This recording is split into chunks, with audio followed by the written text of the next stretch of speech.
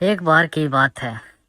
मोटू अपने गांव में बड़ी हंसी खुशी रह रहा था, लेकिन उसे वहां एक लड़की से प्यार हो जाता है जिसका नाम निशा था। वह एक बरगद के पेड़ के नीचे उससे मिलने जाता था।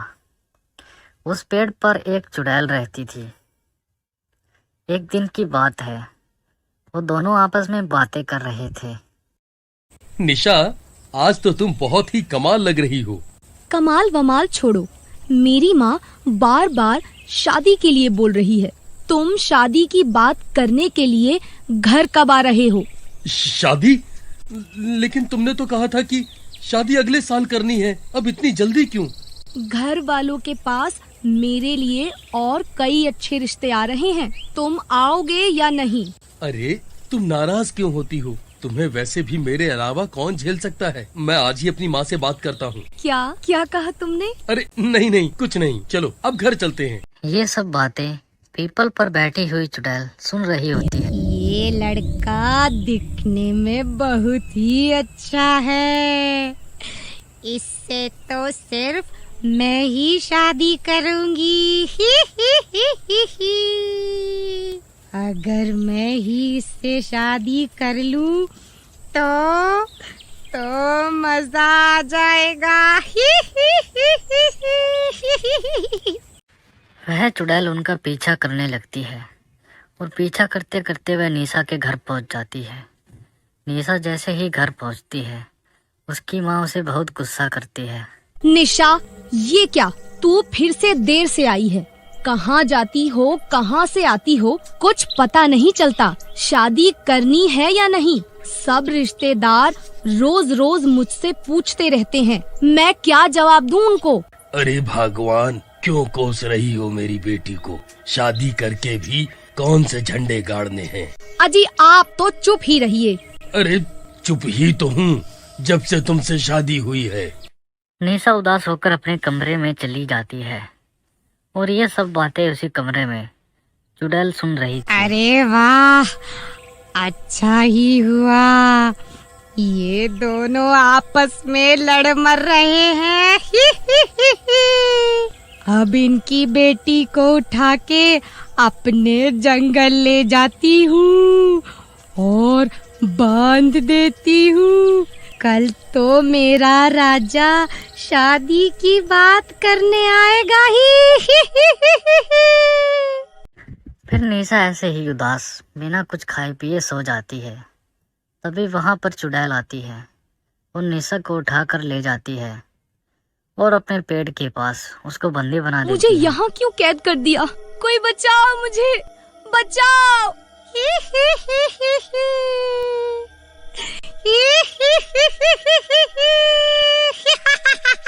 अब मैं तेरे राजू से शादी करूंगी क्योंकि मुझे पसंद आ गया है और वो मुझे कभी पहचान भी नहीं पाएगा। क्योंकि मैं जिसका चाहे रूप ले सकती हूँ। ऐसा कह के चुड़ैल निशा के घर पर उड़कर चली जाती है और चुड़ैल निशा का रूप ले लेती है। और अगले दिन मोटू अपने माता पिता को निशा के माता पिता से मिलाने लाता है। आओ बेटा, बैठो बैठो। अपने माता और पिताजी को भी लाए हो? जी हाँ, ये मेरी माताजी और पिताजी हैं। आइए आइए आइए, बैठिए बैठिए। जैसे कि आप जानते ही हो, राजू और निशा एक दूसरे से शादी करना चाहते हैं। हम भी चाहते हैं कि आप भी इन दोनों की शादी करा दो। जी बहन जी, हमें तो कोई परेशानी नहीं है। आंटी, निशा नहीं है क्या घर में? हाँ बेटा, घर में ही है। सुबह से सो रही है। तुम जाकर देखो तो क्या हुआ। मोटू फिर निशा के कमरे में जाने लगता है। वहाँ निशा के कमरे में चुड़ैल अपना रूप बदल कर बैठी हुई थी। निशा की लाल आंखें देखकर मोटू डर जाता है। अरे निशा, तुम्हें क्या हुआ? ये बाल क्यों खोल रखे हैं और तुम्हारी आंखें भी लाल लाल सी लग रही हैं। कुछ नहीं, रात में सोई नहीं, इसलिए शायद लग रही होंगी। फिर कुछ दिनों बाद मोटू उस निशा से शादी कर लेता है शादी करने की रात को वह निशा के पास जाता है। निशा के पास जाकर वह बोलता है, अरे डार्लिंग, इतना इंतजार कराया, अब अपना चांद सा मुखड़ा तो दिखा दो। अपने आप ही देख लो। ऐसा कहते ही मोटू जैसे ही वो कपड़ा वहां से हटाता है, मोटू डर जाता है क्योंकि वहां निशा के रूप में एक चुड़ैल बैठी हुई थी। मोटू को कुछ समझ नहीं आता क्या हुआ। अरे दैया रे, तुम कौन हो और मेरे कमरे में क्या कर रही हो? निशा कहाँ है? मैं तो पीपल वाली चुड़ैल हूँ। और तेरी मेरी शादी हो चुकी है। अब तो मैं तेरे साथ ही रहूंगी। उस निशा को भी मार दूंगी जिसे मैंने जंगल में कैद किया हुआ है।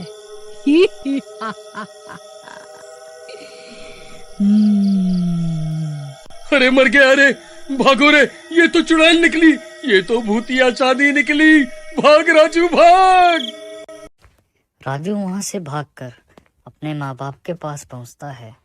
माँ बाप के पास पहुंचकर वह सारी बात बताता है। उनका शोर शराबा सुनकर गांव वाले भी वहां आ जाते हैं और उनकी बातें सुनते हैं। गांव वाले भी उनकी बातें सुनकर हैरान रह जाते हैं। तभी वहां चुड़ैल आ जाती है। अच्छा, तो राजू के बच्चे, तूने यहाँ पे गांव जमा कर लिया है। ये बचाएंगे तुझे। इन सब की मौत इन्हें यहाँ खींच कर लाई है। ये मरेंगे सब के सब। या तो तू मेरे साथ चल। मेरे होते हुए तू इनको नहीं मार पाएगी। मैं तेरे साथ चलने को तैयार हूँ।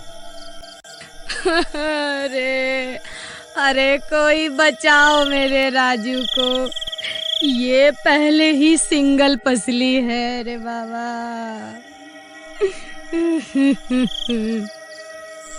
कोई बचाओ मेरे बच्चे को। ऊपर से चुड़ैल पीछे पड़ गई। छोड़ दे मेरे बेटे को, छोड़ दे री। तभी चुड़ैल मोटू को पकड़कर अपने बरगद के पेड़ के पास ले जाने लगती है, जहां पर उसने निशा को बंदी बना रखा होता है। उनके पीछे पीछे ही सारे गांव वाले दौड़े दौड़े जाने लगते हैं।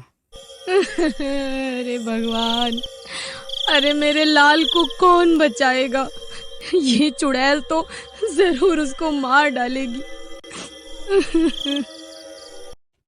तभी उनमें से एक गांव वाला बोलता है, अरे ऐसा कैसे मार डालेगी? राजू ने हमारी जान बचाने के लिए अपनी जान का खतरा मोल लिया है। हम भी उसकी जान बचाएंगे। अरे भैया, ये सब हीरोगिरी छोड़ो। कोई योजना है तुम्हारे पास? चुड़ैल है वो, गली का गुंडा नहीं। सुना है कि चुड़ैल आग से डरती है, तो क्यों ना उस पेड़ को ही आग लगा दे जिसमें वो चुड़ैल रहती है। चलो भैया, ये भी करके देखत है। फिर सभी लोग वहीं चुड़ैल के पेड़ के पास इकट्ठा हो जाते हैं। गांव वालों को अपनी तरफ आता देख चुड़ैल बहुत क्रोधित होती है और उनकी तरफ बढ़ने लगती है, जिसे देख गांव वाले डर जाते हैं। अरे दैया रे, ससुरी, ये तो हमारी तरफ आ रही है। ये भाई, आग क्या हमारे मरने के बाद लगाओगे? अरे भाई, माफी, गलती से मिस्टेक हो गया, लगाता हूँ। ऐसा कहकर वे पीपल के पेड़ को आग लगा देता है और पेड़ के साथ चुड़ैल भी जलने लगती है। अरे तूने ये क्या किया? अरे गांव वाले, तेरा सत्यानाश हो जाए। ये तूने क्या किया? अरे मर गई रे। अरे अरे मर गई। उसके बाद मोटू और निशा आजाद हो जाते हैं।